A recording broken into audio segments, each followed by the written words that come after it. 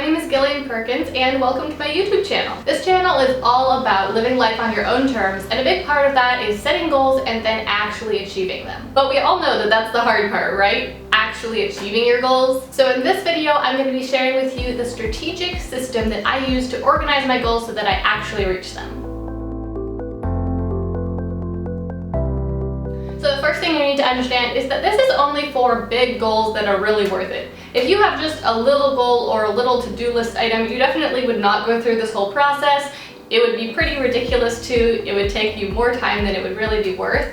So this is just for when you want to achieve something really big in your life, like if you have a big weight loss goal, or if you have a house that you want to buy, or you want to start your own business, or you want to take your career in a new direction, something really major and life-changing, because that is what would justify doing all of these steps that I'm going to explain to you. If you don't understand that, then you will just think that I'm crazy obsessive and like to plan everything to a ridiculous extent. And that might be the case, but this video is about planning your big goals. So as I'm working towards this goal, a lot of the times there is a whole lot of information that I am consuming, I'm learning, I am figuring things out, I'm making more plans as I'm going along, and that can get really messy, and I can also be forgetting a lot of things if I don't stay really organized. So what I like to do is I create a binder, and I have a binder right here that I've been using for a goal that I'm currently working on. And inside of the binder, I just put, first of all, some sheet protectors that I can put calendars into if I want to do that.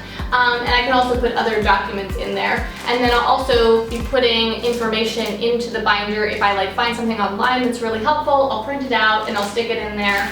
And then I put a whole bunch of paper into the binder, and on the paper I am constantly writing plans, writing new strategies for how I'm doing things, mapping things out.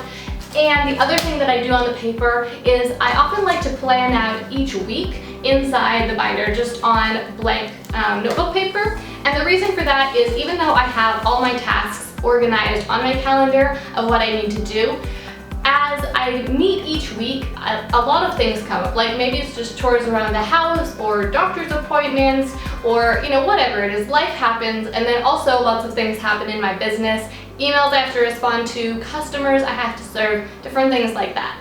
And so if I just rely on the calendar tasks, then first off, that wouldn't be everything I need to do, and some things might fall through the cracks. But also I might not really understand how much time I need to delegate for those things. So I might be like, okay, in order to achieve this goal, I need to spend 2 hours today working on this step. But I'm not really considering all the other things I have to do that day, and so that can end up being unrealistic, and I cannot plan very well.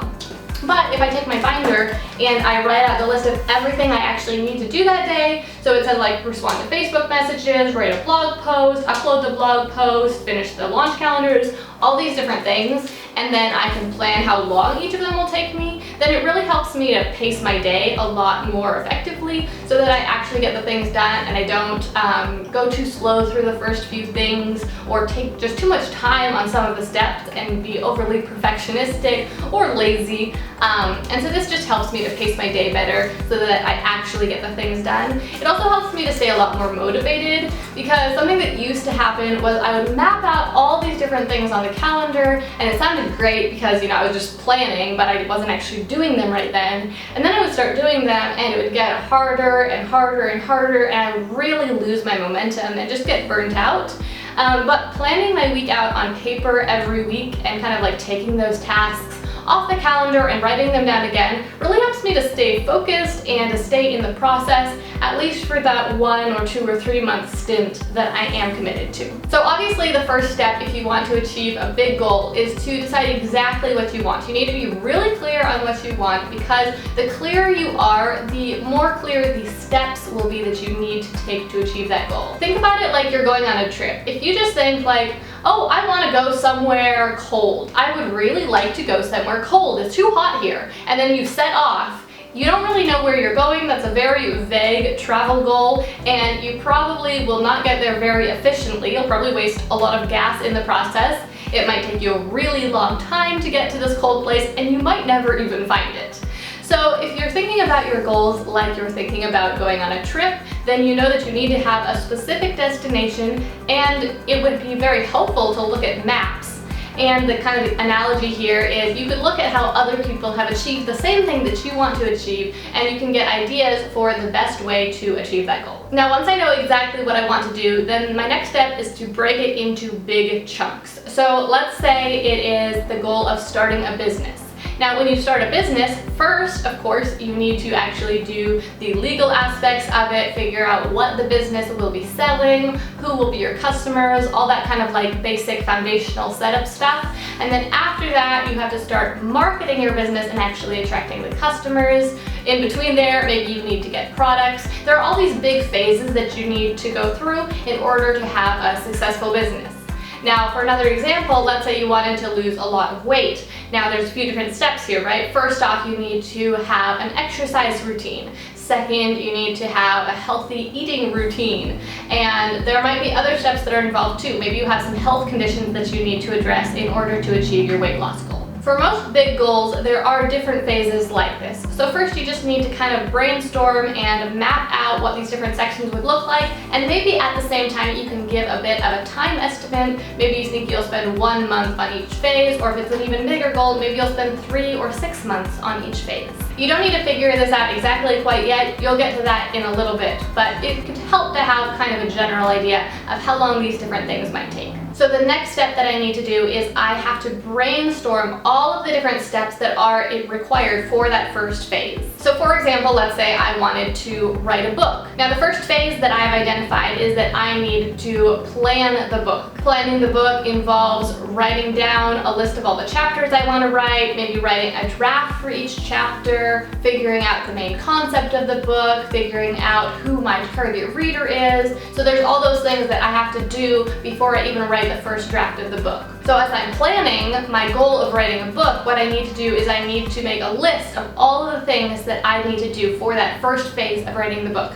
And so I don't try to get them in exactly the right order during this part of the process. I just brainstorm everything that I possibly need to do. The most important part here is just that you don't forget anything. So once I have this big, messy list of everything I need to do for the first phase of the project, then it's time to organize it so that it is chronological or linear at least. That just means that the first thing you need to do goes at the top of the list, and then you figure out what would be the logical next step all the way down. And as you go through this list, you'll probably have to reorder it a few times, and that's totally all right. Now, the next step is where I think it gets really fun, and that is when I head over to the calendar. And sometimes I do this on the computer with Google Calendar, and other times I do it on paper. I kind of alternate for each project I do, I think.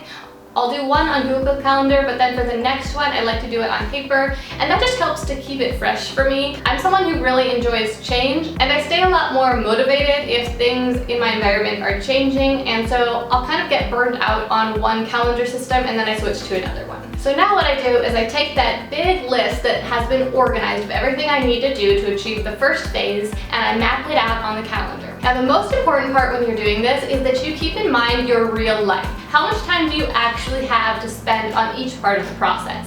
Maybe you only have 30 minutes a day to devote to working on your goals, or maybe you have several hours. But be realistic, because if you plan to do too much each day, then you'll just get discouraged and you won't make your deadlines, and you'll probably give up on your goal altogether. So be realistic, schedule the things out. It might work well for you to put one thing on each day of the week, or maybe you can do a few things one day, but then you know that on Tuesdays you just don't have any extra time. So plan out everything for the first phase for your goal and see how long you think it will take you. You might want to round up a little bit, so like if you think that it will take you a month and a half to do all those things, then maybe you should set a deadline that is 2 months. Or if you want to push yourself, if you think that would be more motivating to you and you were just a little over a month, then maybe you could shorten your deadline and try to get everything done in 1 month. You have to find a balance between being realistic but also pushing yourself a little bit so that it is challenging and you stay interested. So as I mentioned, I like change, and what I don't really like is long-term commitment. And I think the thing about long-term commitment that scares me is that it makes me feel like I can't change or like I don't have freedom.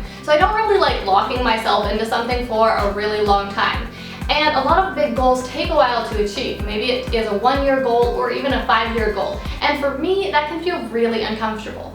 So what I like to do to kind of get around this personality flaw of mine is to give myself these shorter milestones and give myself a complete out at the end of each of them. So for example, if my goal was to write a book and the first phase is just planning out the book, and I think it will take me 3 weeks to plan out the book. I tell myself, okay, I absolutely will get through this phase. I'm not going to doubt it or give up on it or anything. I will get through this 3-week phase that I've planned out, but at the end of this 3-week phase, if I'm not liking how this book is going, if I've changed my mind, if I've decided to pursue something else, that's fine. I just have to stick with it through this first phase that I've committed to. Now that really helps me be willing to even get going, and it makes me be more true to myself and have more integrity. If I didn't do that, then I probably would just set big long-term goals and then give up on them after a few weeks, and I would be practicing giving up on my goals. So that really would not be good for me. So for me, it works best to give myself these possible outs every several weeks or a few months.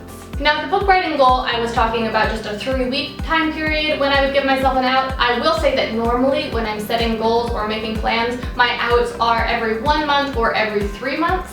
And 3 months is ideal because I feel like it's a bit of a challenge for me to stick with anything for 3 months. So I feel like it helps me get better and better at sticking to things. So another example of this is a few years ago I was starting a new blog, and it was on a very specific topic, and I really didn't know if I wanted to talk about that forever, but I knew that the blog would not be successful if I wasn't consistent with it. Now, I couldn't promise myself that I was going to be consistent forever, so what I did was I just promised that I would be consistent, write a post every single week for 3 months, and at the end of 3 months I could decide, is this something I want to keep doing? Is it working? Are people enjoying it? And am I getting any sort of traction? And if the answer to those questions was no, then I would decide to shelve it. But if it was going really well, then I might decide to continue it for another 3 or 6 months. But at least for me, committing to doing things for a limited period of time is much more doable and workable than it is to commit to doing something indefinitely. If you have a goal that you're currently working on or that you're thinking about starting to work on, then comment down below and tell me what it is.